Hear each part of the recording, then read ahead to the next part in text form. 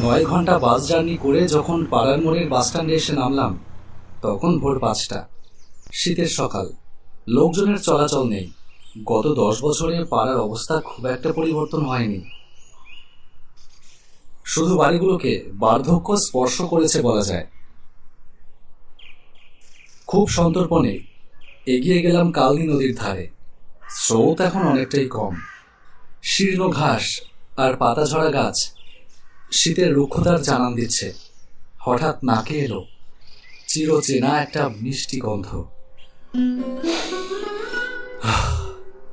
সত্যি তো, এটা তো চামেলি ফুলের গন্ধ। এখানে এলো কিভাবে? ভাবতে ভাবতে বসে পড়লাম বাঁধানো ঘাটে। মনে হলো গন্ধটা আমার কাঁধে মাথা রেখেছে। সে এসেছে, আমি আর উঠে দাঁড়ালাম না। 10 বছর আগেও এরকম ভোর এসেছিল আমার জীবনে। পরিণীতা চলে গেছে, প্রায় 10 বছর হয়ে গেল। আমিও ঘরবাড়ি ছেড়ে চলে গিয়েছিলাম অন্য এক শহরে, কিন্তু এতগুলো দিন পরেও সেটার উপস্থিতি আমাকে উপলব্ধি করিয়ে দিয়ে গেল। তার চুলের বাঁধা চামেলি ফুলের গন্ধ আর শীতের কুয়াশা স্মৃতির প্রতিটা পাতা ঝাপসা করে ভাসিয়ে তুলল আবার। রোদের তীব্রতা বাড়তেই লোকজনের আনাগোনা শুরু হয়ে গেল।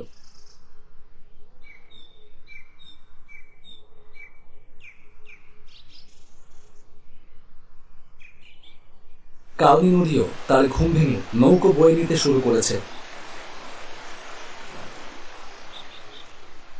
আমার চোখে ঝাপসা স্মৃতি, চামেলি ফুলের গন্ধ বিলীন হয়ে যাচ্ছে ধীরে ধীরে।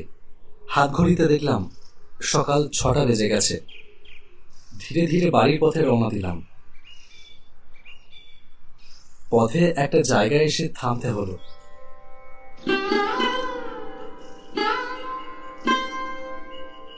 একটা পরিত্যক্ত বাড়ি, একটা বারান্দা, যেখানে পরিণীতা দাঁড়িয়ে থাকতো তার ফুলগুলোর সাথে। আজ সেখানে পরিণীতা নেই। অযত্নে পড়ে আছে ফুলের টবগুলো। উঠোন জুড়ে বসার জমিয়েছে নাম না জানা গুল্মলতা।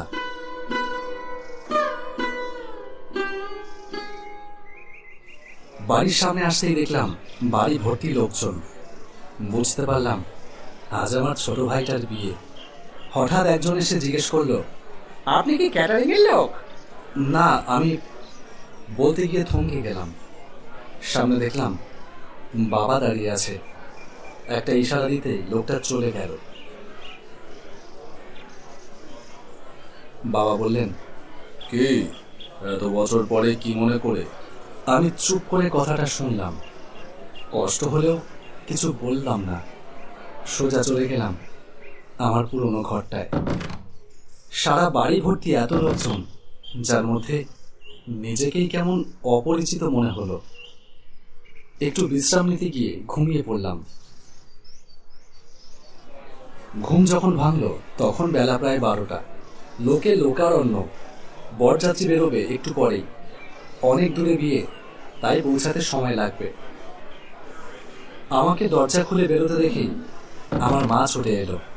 আমাকে ছুঁয়ে দেখবার পরিবর্তে বলল, তুই ঘরে থাক, লোকে দেখলে নানান কথা উঠবে। ঠিক আছে মা, তোমাদের চিন্তা করতে হবে না। আমি সবার সামনে যাচ্ছি না। চলে এলাম। বরযাত্রী বের হলো বিকেল 5টায়। আমি ছোট ব্যাগটা কাঁধে নিয়ে বেরিয়ে পড়লাম রাস্তায়। এই বাড়ি আমার নয়। আমি এখানে নিতান্তই অপরিচিত, অযাচিত। গত রাতে অল্প কিছু খেয়ে বাসে উঠেছিলাম। বহুদিন পর বাড়ি যাচ্ছি। মনের ভেতরে আনন্দ আর সংখ্যা একসাথে কাজ করছিল। মাঝপথে হাইওয়েতে হোটেলের ধারে বাস থামলেও আলসেমিতে আর নামিনি। সারা বেলায় কোথাও খাবার জোটেনি, তাই খিদেও পেয়েছে খুব। তাই বাধ্য হয়ে পাড়ার ভাতের হোটেলের দিকে গেলাম। হোটেলের সামনে দেখা হলো বন্ধু সবুজের সাথে। দেখা হতেই বলল, কি রে সুমন, এতদিন পরে এলি? হ্যাঁ, আজই এলাম। তা এখানে হোটেলে কেন? এই কিছু খেতে এলাম। সে কি, আজ তোর ভাইয়ের বিয়ে না? একটু দমে গেলাম। আজ যে আমার বরযাত্রী যাওয়ার কথা, তাই কোনো উত্তর দিতে পারলাম না। চুপচাপ কিছু খেয়ে চলে এলাম খেয়াঘাটের শান বাঁধানো বুড়ো বটতলায়। এই বটতলাটা আমার খুব পছন্দের ছিল। পরিণীতা বকুল ফুল নিয়ে এসে বসত। আমি বকুল ফুলের মালা গেঁথে পরিয়ে দিতাম তার খোপায়। আজ থেকে 10 বছর আগে। তখন আমাদের প্রেমের বসন্ত চলছে। হঠাৎ কালবৈশাখী শুরু হলো।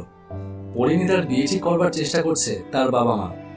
এদিকে আমরা দুজন দুজনকে এতটাই ভালোবাসি যে আলাদা থাকবার কথা ভাবতেই পারছি না।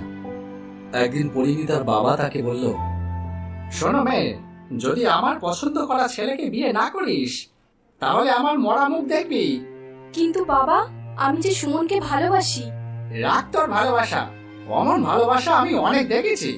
বেকার ছেলে, কাজকর্মের বালাই নেই, ভালোবাসা। পরিণীতা চুপ করে শুনল। তখন সত্যিই আমি বেকার। কয়েকটা চাকরির পরীক্ষাও দিয়েছিলাম। যে কয়টা রেজাল্ট দিয়েছে তাতে আমার নাম আসেনি। পরিণীতাও তা জানত। একদিন সন্ধ্যায় এই বটতলায় এসে আমার সাথে দেখা করল সে।